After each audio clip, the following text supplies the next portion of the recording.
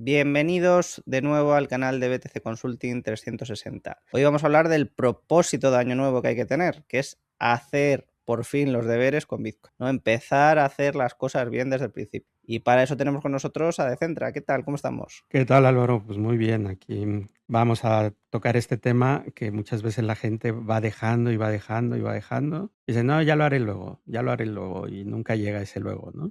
Vamos a ver si logramos ponerles un poquito la chispa ahí en la mente y en el corazón para que se animen a lanzarse a Bitcoin. ¿A qué llamamos a hacer los deberes con Bitcoin? Pues precisamente a tener Bitcoin en autocustodia con privacidad. Y la privacidad es muy importante. Cada vez tenemos menos privacidad. No podemos hacer transacciones económicas en el ámbito digital con privacidad. No podemos tener riqueza privada. ¿Qué es la privacidad? La privacidad es la posibilidad de revelarse selectivamente. Elegir si yo quiero dar la información o no. Y con Bitcoin podemos tener riqueza privada. Eso sí, hay que hacer las cosas bien. Y hay que hacerlas bien desde el principio. La mayor parte de la gente siempre nos dice: ¿cómo puedo sacar mi Bitcoin de mi exchange a la autocustodia? Llevármelo a la hardware wallet. Bueno, pues lo podéis hacer, lo que no vais a poder hacer es tener privacidad con ese Bitcoin, porque ya habéis dado vuestros datos para hacer todo ese proceso de compra, ¿no?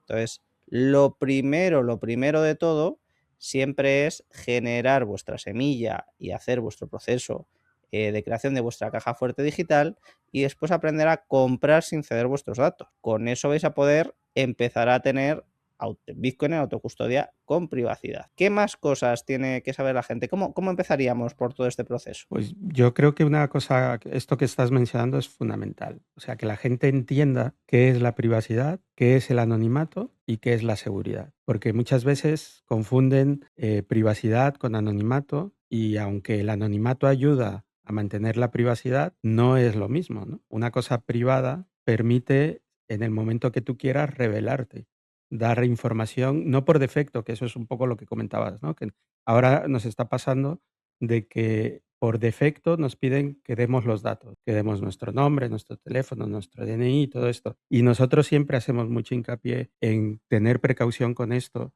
pero no porque estemos haciendo algo malo, sino porque el temor más grande que hay es que como todo hoy día está en el mundo digital y los hackeos están a la orden del día, tarde que temprano tu información es muy posible que termine siendo filtrada a Internet, ¿no? Robada de algún sitio, hackeada, como se suele decir.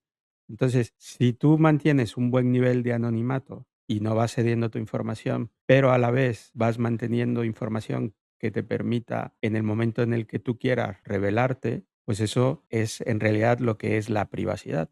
Es poder decir, oye, en el momento en el que yo quiera puedo develar o revelar quién soy, pero solamente ante ciertas personas o ante ciertos entes, no por defecto, ¿no? Entonces, eso es una de las cosas principales que tenemos que tener claro. ¿Qué hacemos? ¿Qué sirve para qué? ¿De qué herramientas contamos? Y lo otro es entender cómo funciona Bitcoin, porque mucha gente piensa que Bitcoin pues está en las hardware wallets, ¿no? Por ejemplo, ¿no? Es justo lo que iba a comentar ahora, que la tengo aquí preparada, ¿no? Otro de los errores que nos encontramos es que todo el mundo dice: no, pero yo tengo mis Bitcoin en la hardware wallet. ¿Qué se guarda aquí? Aquí, esto es la caja fuerte. No, para nada. Eso es una herramienta. Así como para mantenernos privados podemos tener herramientas como, por ejemplo, un correo privado, ¿vale? Pero no nos da toda la seguridad del mundo, pues la hardware wallet es una herramienta. Y en las hardware wallets, que normalmente mucha gente le da una extrema importancia, ¿no?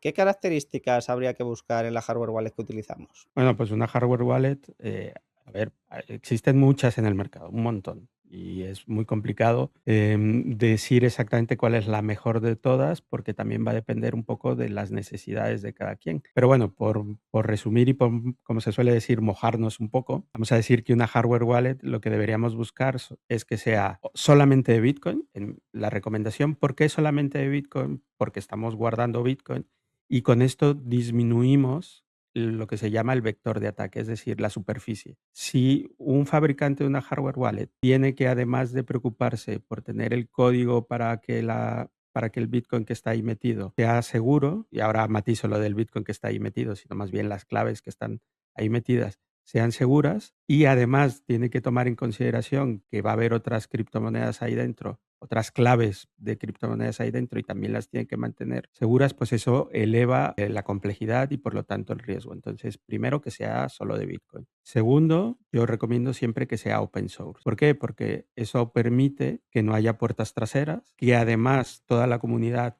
revisa, ¿vale? Puede que yo no sea técnico, puede que yo no sepa cómo hacer una revisión, pero ten por seguro que el primero que va a ir a revisar el código fuente de un fabricante de hardware wallet es su competencia. Entonces, si la competencia entre ellos se van haciendo revisiones, pues me van a ayudar a que las revisiones le den más fortaleza, que sean más robustas. Y además también permite que la propia comunidad, si encuentran fallos, los notifican o incluso van haciendo sugerencias para mejoras, ¿no? Entonces es un ecosistema que se mantiene bastante vivo y va mejorando todo el tiempo.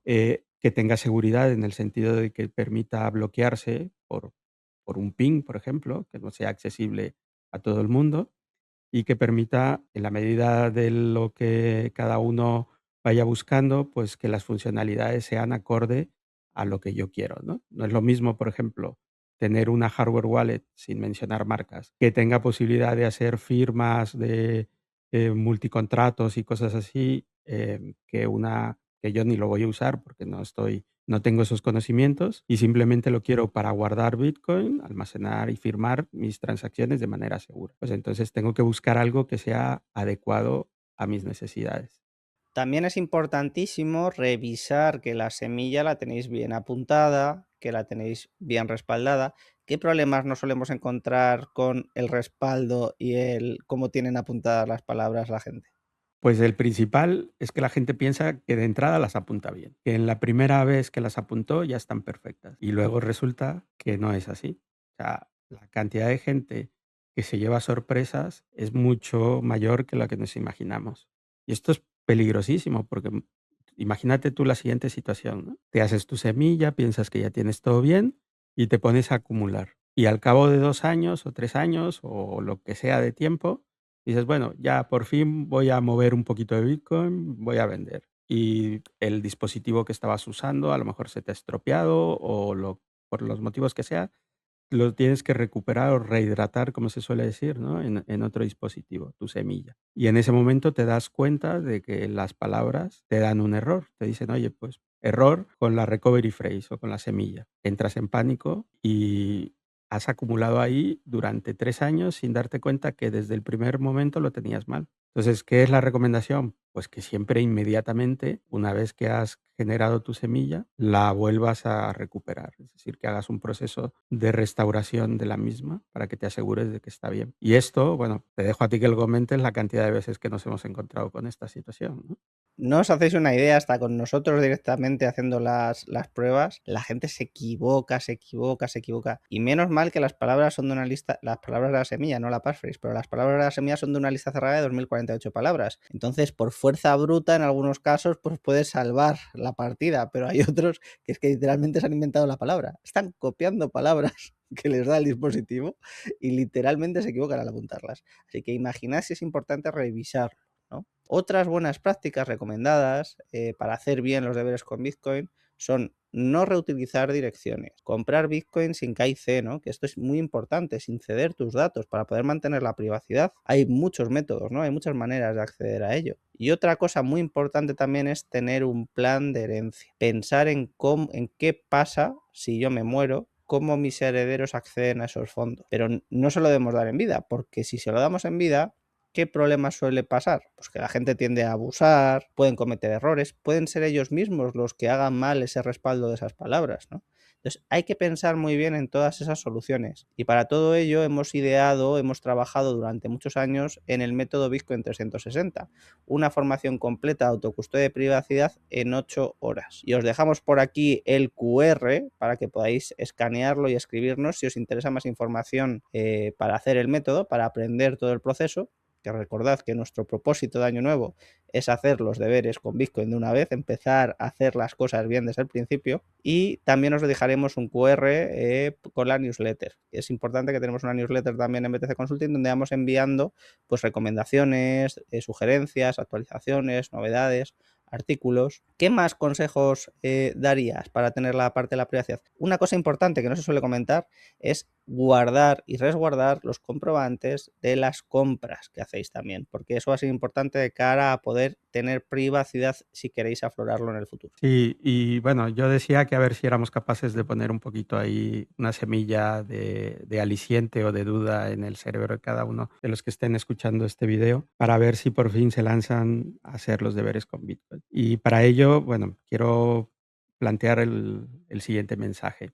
Imagínate que por primera vez en la historia de la humanidad tienes algo de lo cual tú puedes ser capaz de controlar, de resguardar y de tener absoluto control sobre ello, pero no te estás enterando. No te estás enterando porque no le das la suficiente importancia, porque piensas que esto es en realidad un Ponzi, como se suele decir, o está hecho para los malos. Pues yo te animo a que investigues un poquito, a que consultes un poquito y creo que te darás cuenta de que con Bitcoin estamos por primera vez en la historia de la humanidad ante algo que es completamente disruptivo. Ya por el simple hecho de poder entender cómo funciona eso, creo que vale la pena. No te digo que compres, no te digo que inviertas, solo te digo que investigues. Y yo creo que eso, si te da curiosidad, lo demás llegará por sí solo, como yo creo que en la inmensa mayoría de los que estamos metidos aquí, ¿no? Porque hemos empezado un poco por esa curiosidad y conforme vas investigando dices, pero ¿cómo es posible, no? Y esto te lleva a lo que se suele llamar las caídas por las madrigueras. Cada vez vas a descubrir cosas más interesantes y es fantástico, vamos, al grado de que, como bien dice Álvaro, a Satoshi le deberían de haber dado no sé cuántos premios, ¿no? Tienen que cambiar el nombre de premio Nobel por el nombre de premio Nakamoto. Correcto, correcto. Así que nada, yo creo que tener un poquito de curiosidad, investigar lo que hay detrás de Bitcoin, por qué sí de verdad tiene unos fundamentos que le dan un valor y por qué sí es algo completamente disruptivo, creo que es algo que debería todo el mundo, pues por lo menos generarle cierta curiosidad y luego ya, te digo, lo demás llegará por sí solo, ¿no? ¿Qué quieres comprar? Pues compras, pero no tienes que empezar necesariamente por comprar, que de hecho es una de las cosas que a lo mejor hacemos todos mal, ¿no? Y que lance la primera piedra el que no haya cometido pecado, pero que yo creo que todos hemos empezado pues por donde no debíamos. Y ese es uno de los motivos por los que nosotros hemos adecuado la formación para pensarla de manera que nos hubiera gustado que nos contaran, ahora cuando sabemos lo que sabemos, desde el primer día, ¿no? Los consejos que nos tenían que haber dado, cómo empezar. Así que pues los animo a todo el mundo a que investigue un poco con esa curiosidad y se lance. Pues ya sabéis, haced los deberes con Bitcoin. Además, con el método Bitcoin 360 os damos también una hardware wallet Jade como esta y tendréis también media hora de atención personalizada para resolver vuestras dudas, para después de ver toda la formación y hacerla, cualquier cosa, cualquier problema que tengáis, pues os atendemos. Haced los deberes con Bitcoin. Nos vemos.